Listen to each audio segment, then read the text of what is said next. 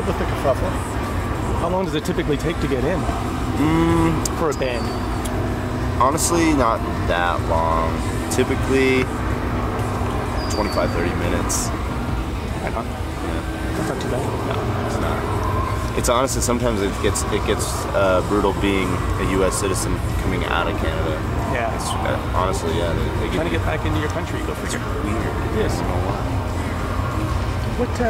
What do you think is the biggest draw for your band to be on Mayhem Festival? The biggest draw for us? Yeah. Why we want to do it? Yeah. I think Mayhem Festival it's what fills the void of the metal festival that's always existed, at least for my life. I always had Ozfest, you know, and once Ozfest was kind of gone, Mayhem kind of came and filled that space. You know, we did the first Mayhem ever, so we didn't even know what it was that we were getting into. All we knew was Slipknot was headlining it, so really what made us want to do Mayhem was that Slipknot was on it, and that was like one of our main goals as a band, was to tour with Slipknot at that point in our lives. So that was why we wanted to do Mayhem. That was a good bill, man. That was a really good one. I attended that. I liked it a lot. Yeah. What does being on a ticket like Mayhem differ from headlining on your own? How does it differ for you as a band? It assures that you'll be playing in front of people that have never seen or heard of you. It's pretty rare that you go out on a headliner and you're playing in front of someone that's never heard your music before. Were you familiar with all of the bands on the festival this year prior to starting? No. Islander and Anima, Yeah. two bands that I had never heard of. And yeah, but every band on the bill is really cool though. Like now I've gotten to check every one of them out. They're cool. Right on. Yeah. After you perform, do you like to hang out with some of your audience? Are you doing meet and greets and signings and whatnot? Yeah, Mayhem. It's like regimented. We do the same thing every day on Mayhem. We get off stage. We have 20 minutes. People try and squeeze in a shower or whatever they do, and then after that 20 minutes, we go straight to the Rockstar tent, and we are there until they basically tell us we have to leave, because they close the parking lot down. We hang out with our fans until for 2.5 hours sometimes. Is there any chance that George from Cannibal Corpse is going to join you on stage today? No, I wish we could. It's you know, if I was in his shoes, I probably wouldn't do it either, because they get to close. You know, he doesn't want to come out and blow his load early. You know. Fair enough. And we want to throw our set and just make it as quick and easy as possible on this, and you know, you don't want to have to rely on getting George out there every day. I guess you're going to have to field questions around Mitch's untimely death now for the rest of your career. That's kind of sad. How do you feel that Eddie's done stepping into those rather significant shoes? I think that there are multiple facets of what it means to be a good person to fill those shoes. I mean, he, as a performer, can absolutely go up there and just scream and sound amazing and do great. I mean, everything about it. Just like when we said it in the beginning, you know, there's really no other choice for us. You know, Eddie's the perfect person to do it. It really is. It's just because he can respect the issue. He can talk to a fan about Mitch. He can relate to a fan who's lost their favorite lead singer because Eddie was friends with Mitch and he lost one of his really good friends. So it's like he can kind of put himself in that position to relate to the fans, and you know, not everybody would be able to do that. Not everybody would be able to automatically be on the same wavelength as us. So it was just basically, you know, he was a part of the family before he was the singer of Suicide Silence, so it was just a really seamless transition. I'm sure the reaction to You Can't Stop Me will be all over the map. What's your game plan? Just ignore everything online and business as usual? The game plan was expect it to be really weird for the first few years or so. It was really, honestly, that's like an honest answer. Like I can remember working on the record and having the conversations with everybody, just be like, yeah, well, you know, we're gonna put the record out. Some people are gonna like it, some people are gonna hate it, some people are just gonna kind of wait, and you know, they're just gonna know that it exists and it's just gonna be there. There's the reaction we said it'll be all across the board. Everyone will have their opinions. It's just gonna be a little weird for a little while, but honestly, it's not weird. Like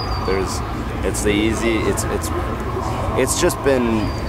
We're at a point where we're just so grateful that we could.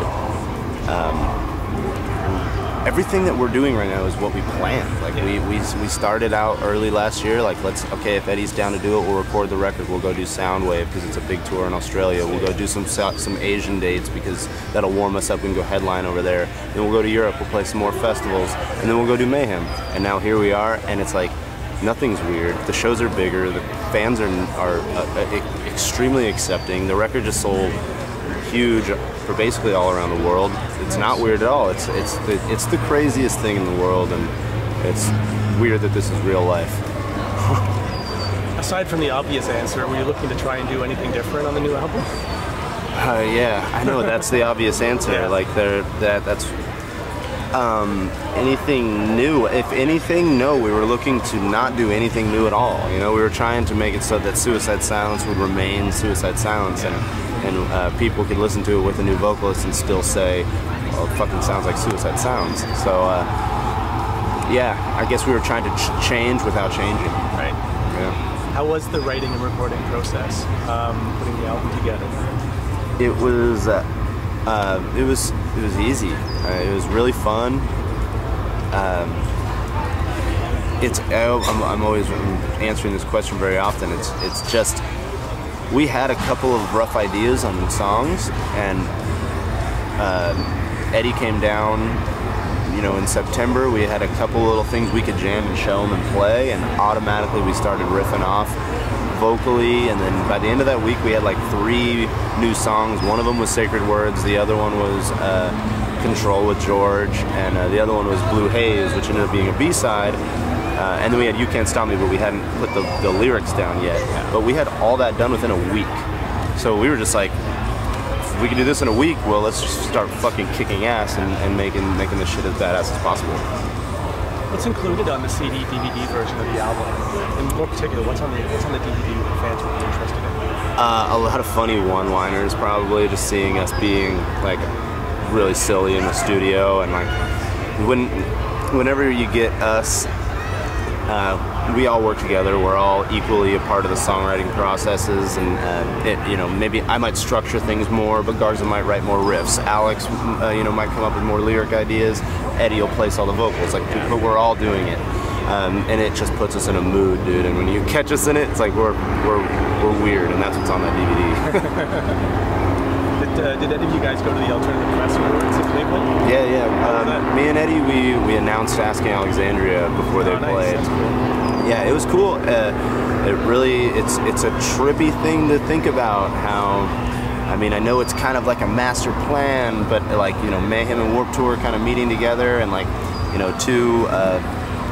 they're becoming more and more similar over the years. But it's like that's where the evolution of music just looks like it's going. It's just it's such a diverse group, because you had Korn there, you might as well, then the Misfits, and then Bring Me the Horizon and Asking Alexandria and Suicide Silence.